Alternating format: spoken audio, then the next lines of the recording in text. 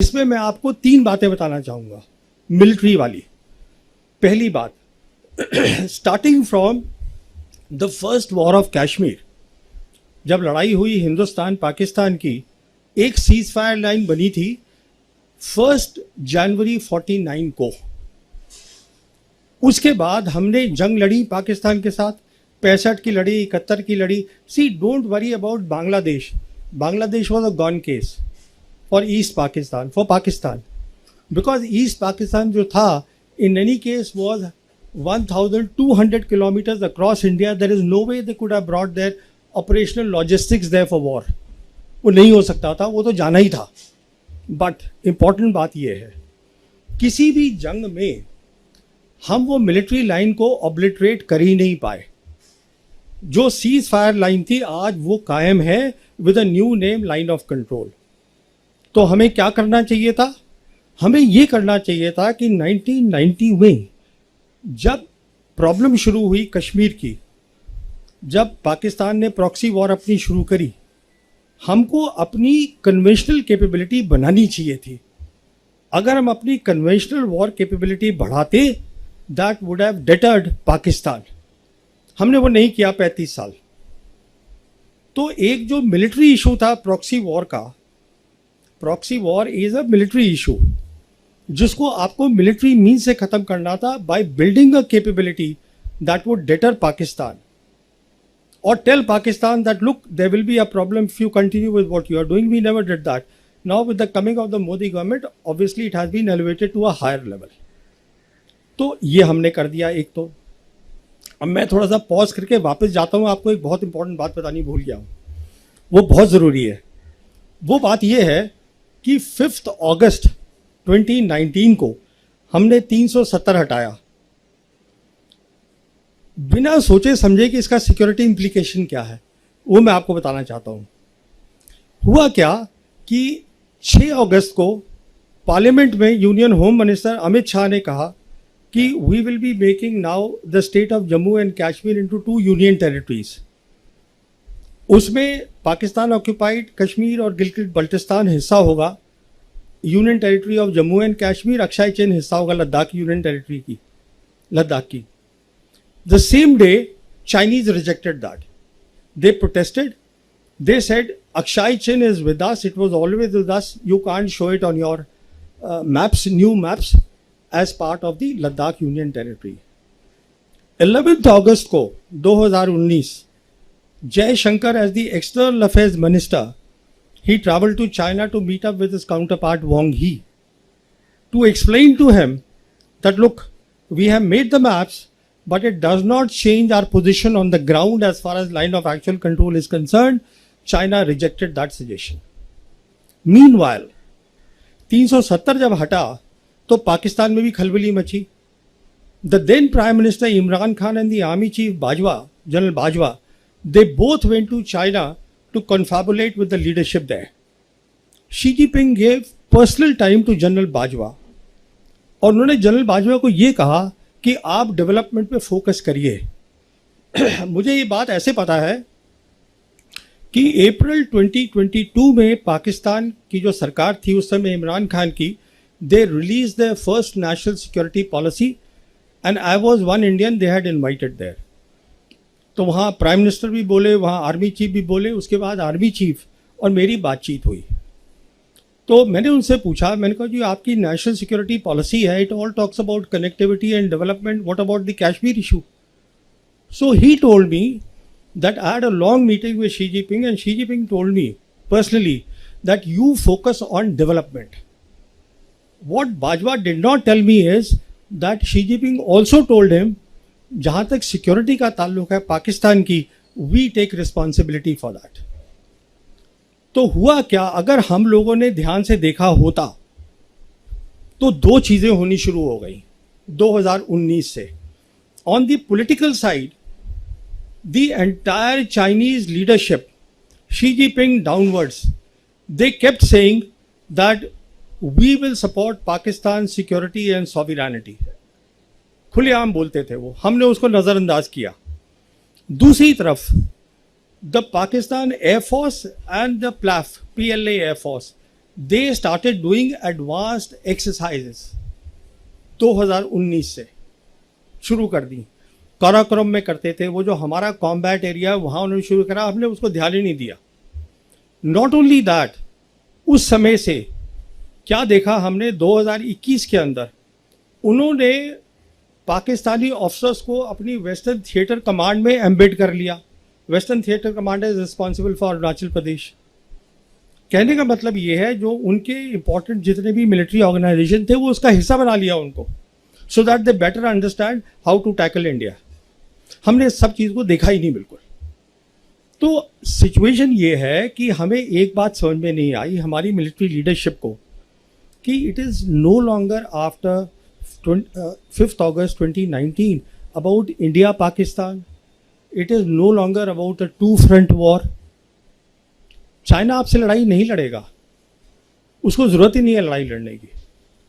It was since then about one front reinforced war, जो मैं 2019 से अपनी 2 किताबों में लिख चुका हूँ। Basically what meant that was, I explain that this is the term that I coined and I said what this is, you will fight with Pakistan but China will be helping Pakistan to the hilt without showing its hand. इस लड़ाई की आप तैयारी करिएगा, but हमारा वो narrative था, हमने उसको कायम रखा। तो अभी आपको एक ओवरऑल सिचुएशन मैंने बता दी है कि ये था बैकग्राउंड उसका सिंदूर का। अब होता है ऑपरेशन सिंदूर। ऑपरेशन सिंदूर की 3 खास बातें मैं आपको बताना चाहता हूं। पहली बात, आवर रिस्पॉन्स वॉज डिसप्रोपोर्शनेट। एक टेरर अटैक हुआ, हमने उसको जवाब दिया with a conventional war, that too at the highest level. Hindustan और पाकिस्तान के बीच में the 2 air forces will lead the war period. और ये हमने पहली बार नहीं किया, हमने किया था बालाकोट में पहली बार 2019 में, and we expose the limitations of the Indian air force.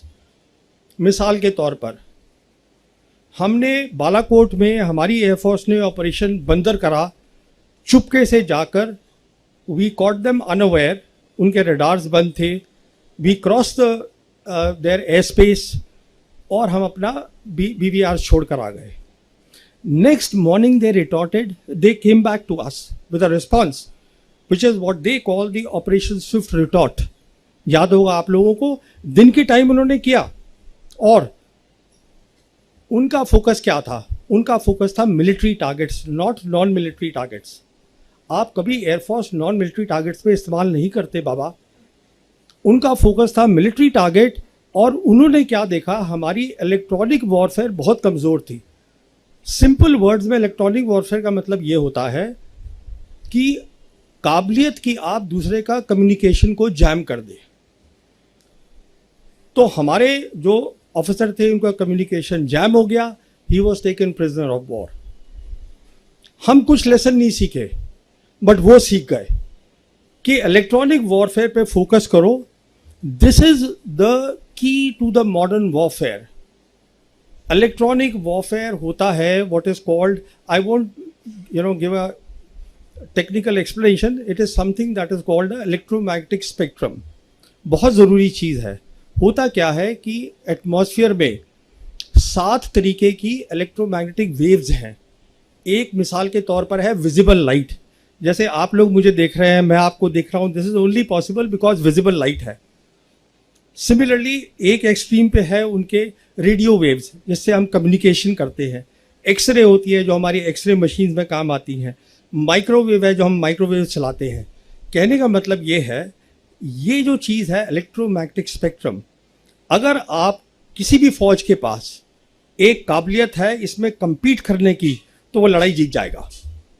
दूसरा अगर उसमें नहीं compete कर जाएगा, वो लड़ाई हार जाएगा। It's simple as that.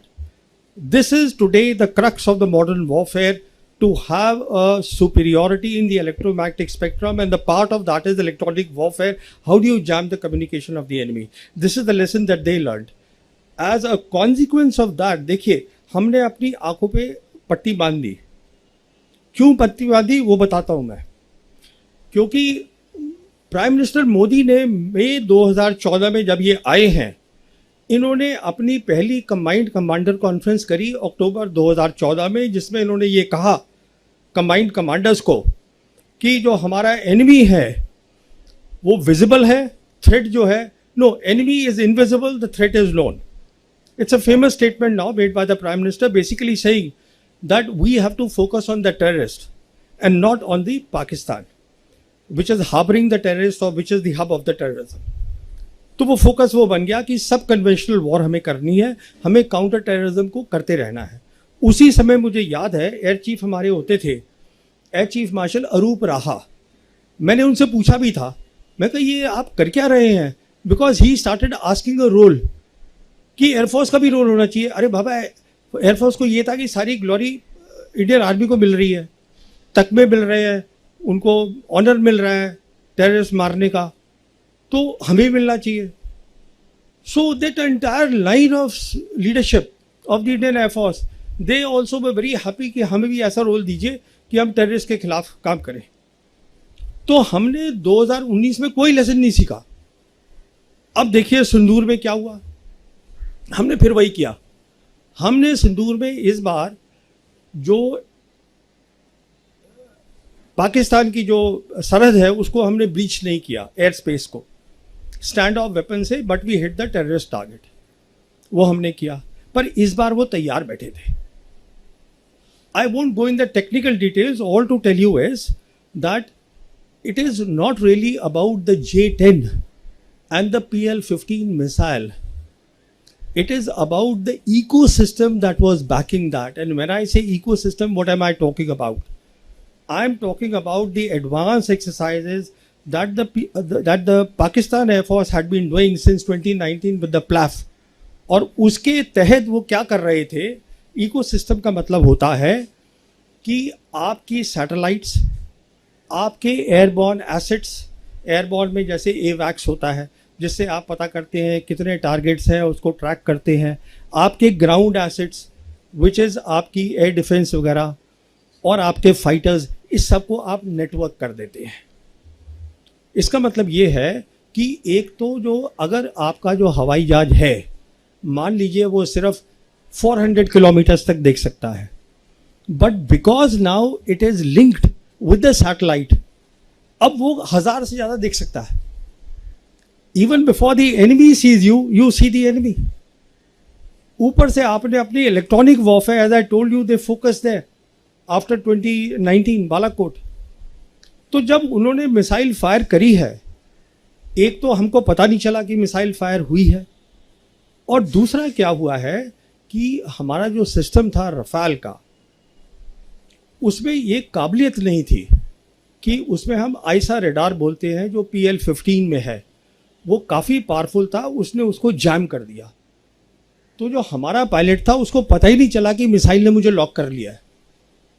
एक बार मिसाइल लॉक कर देती है और आप उसको नहीं हटा सकते हैं, डिफ्यूज कर सकते हैं, इट विल गेट यू.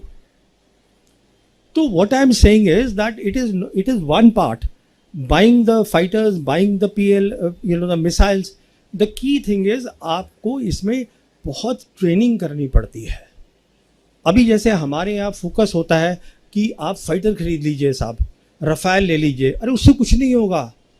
इसलिए नहीं होगा क्योंकि अब वो वक्त चला गया जब डॉग फाइट्स हुआ करती थी कि एक हवाई जहाज दूसरे से भिड़ गया. Now we are living in the age of beyond visual range missiles. 300, 350 kilometre, 200 kilometre से फायर कर रहे हैं. वो आप तभी फायर करेंगे ना अगर आपके पास एक इको सिस्टम है, जिसको पाकिस्तान एयरफोर्स ने समझाया इंटरनेशनल मीडिया को, that is called the multi domain operations with a special focus on electronic warfare, and this takes years and years. So by doing a disproportionate response, let me tell you a key reason जो मैं आगे आऊँगा अभी, why Pakistan's profile has gone up in the world capital. A key reason of that is, there are two key reasons. One is that they saw that the Pakistan military has emerged out of this 4 days of Operation Sindoor as a peer military competitor of the Indian military. बहुत बड़ी बात है, ये peer competitor उनको दिखाई दिया. तो उनकी जो मिलिट्री पावर की जो वो थी, औकात थी, वो बहुत बढ़ गई. they have the military power. And the second thing that the world saw is that the Chinese stood by them. Chinese are the people who had the gumption to walk the talk. बहुत बड़ी बात है. तो पहली तो ये बात हुई, डिसप्रोपोर्शनेट रिस्पॉन्स से हमने अपनी इंडियन एयरफोर्स की काबिलियत को दिखा दिया और हमारे लॉसेज हुए हैं. I don't want to go into those losses at this stage.